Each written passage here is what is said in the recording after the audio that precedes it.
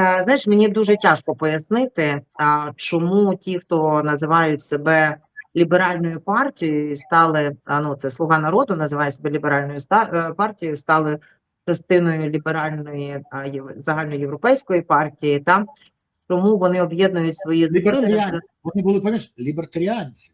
Лібертаріанці, так. Така сумна подоба, і тінь лібертаріанства. Чому вони об'єднують свої зусилля з тими, кого я називаю, по-перше, милицями, того, що вони дуже часто покладаються саме на такі групи мажоритарників, які часто на жаль, не занурюються в ті чи інші принципові питання та голосують за якісь інші домовленості насправді. А також дуже активно на сьогодні користуються цими двома групами, які створені на уламках партії регіонів, рятують її. До речі, буквально минулого тижня чи позаминулого тижня делегували свого колегу Тищенка, який нібито не є членом Слуги народу, вже делегували для того, щоб врятувати існування однієї з цих груп, для того, щоб у них було більше голосів, можливості висловитися, брати участь у погоджувальних радах і таке інше.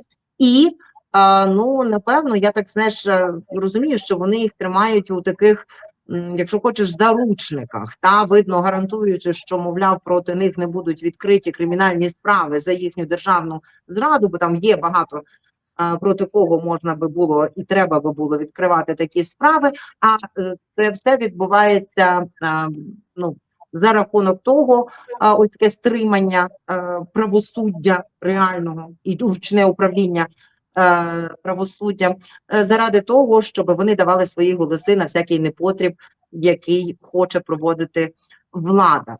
А чому немає цього нормального, конструктивного діалогу з проєвропейськими політичними силами? Це хіба що пояснюється якимось особливим ставленням саме безпосередньо президента Зеленського, зокрема, наприклад, до лідера нашої політсили. Ти говорив про санкції, які тобі вдалося якраз через привернення уваги наших європейських друзів зупинити проти себе.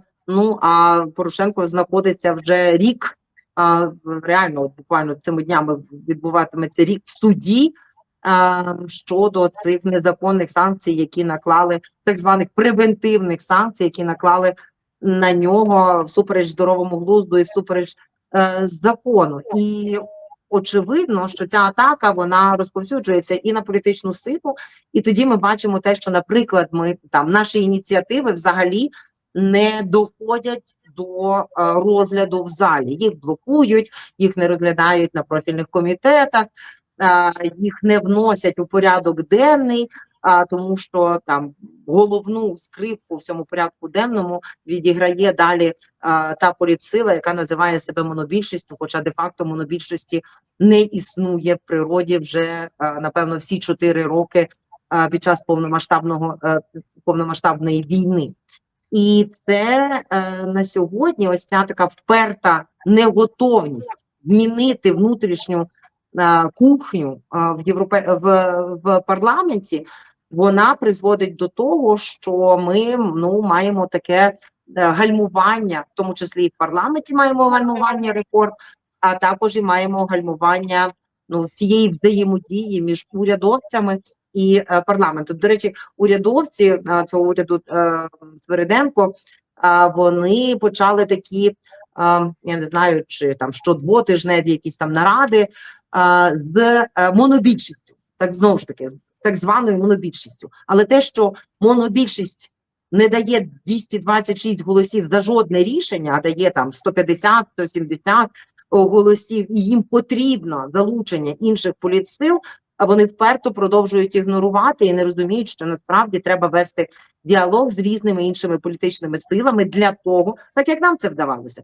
Ми могли не погоджуватися в якихось речах, але я, наприклад, пам'ятаю, що, наприклад, як віце-прем'єр, я десь 2 тижні Я намагалася розсилати такий матеріал, де ми знаходимося, яка наша позиція, тої чи іншої питання, яке там стосувалося моїх компетенцій, багатьом з тих депутатів, ну, зокрема, от у нас була ця група єврооптимісти, та, з різних політичних сил в тому попередньому скликанні парламенту, які працювали з іноземцями.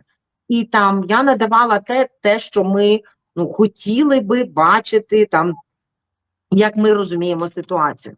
Зараз такої взаємодії, ну, на випередження, проактивної взаємодії з уряду я не бачу. Вони йдуть на виклики на засідання, тобто ми маємо цей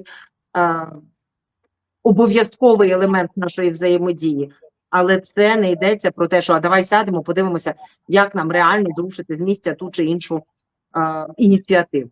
Цього немає. На жаль, визнаю, це ти права. Більше того, я останнім часом собі частіше став чути від слуг. Вони скаржаться на те, що кажуть, ну да, тобі добре, ти працював коли в ПАРЄ, з вами президент зустрічався, ви радились, ви виписували спільну стратегію, ми про це вже знаємо. Я говорю, ну, так ти ж був в опозиції, все одно зі всіма вами зустрічались. Ну, а з нами, навіть з нами, членами його фракції, по ПАРЄ не зустрічаються жодного разу. Це ненормально взагалі, це ідіотизм. Ну, але давай треба таки ж визнати, що Зеленський, коли виграв вибори, він відмовився із нашою делегацією зустрічатися і відмовився взагалі прикладати зусилля для того, щоб не дати повернутися росіянам до ПАРЄ.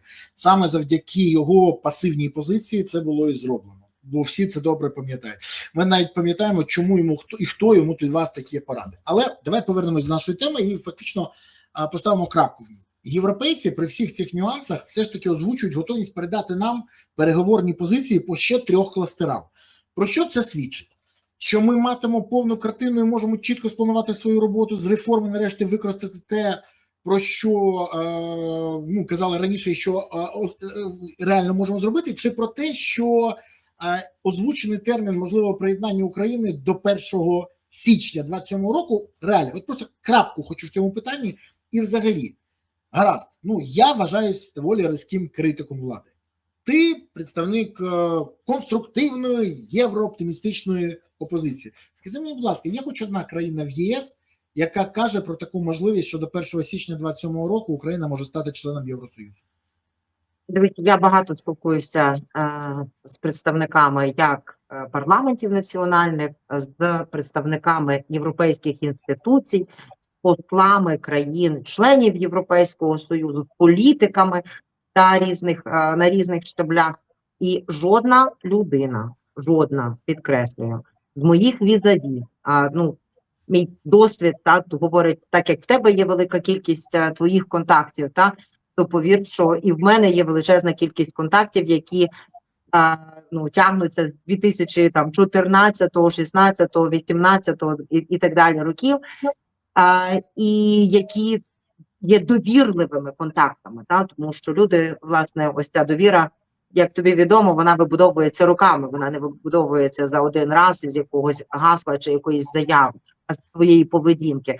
Так от, жодна людина з моїх візаві не сказала про те, що це є реально. Навіть ось таке неповносправне членство до 1 січня 2027 року не є на сьогодні реальністю. Тому маємо чесно говорити з українським суспільством насамперед, раз, а друге, нарешті зосередитися на пріоритетах і почати їх виконувати, почати їх реалізовувати. Поки що бачимо таку, тільки дуже загальну готовність вимагати від Європейського Союзу ще якихось кроків. А те, що вони готові нам передати зараз переговорні позиції за 3 іншими кластерами, я думаю, що це відбудеться зараз в березні під час головування Кіпру. І насправді вже первинні розмови мали відбутися на цьому тижні, але я знаю, що і віце-прем'єр туди доїхав. Я, наприклад, не доїхала до Кіпру саме через те, що там відбулися атака на британську базу на Кіпрі, і частина рейсів скасовано було, і, на жаль, частина заходів, які планувалися на євроінтеграційному фаст-треку стосовно в тому числі і України, вони були скасовані принаймні на цей тиждень. Сподіваюся, що вони будуть там перенесені не на багато пізніше. Так от, надання нам переговорної позиції Європейського Союзу в такому технічному вигляді, та без схвалення усіх 27 країн, дає нам можливість повністю зробити свій план реформ і просто врахувати все те, що ми маємо зробити, і розписати його покроково, як ми будемо це робити. Але це точно не про те, що до 27-го року чи у 27-му році ми станемо повноправними членами Європейського Союзу. На жаль, це неможливо.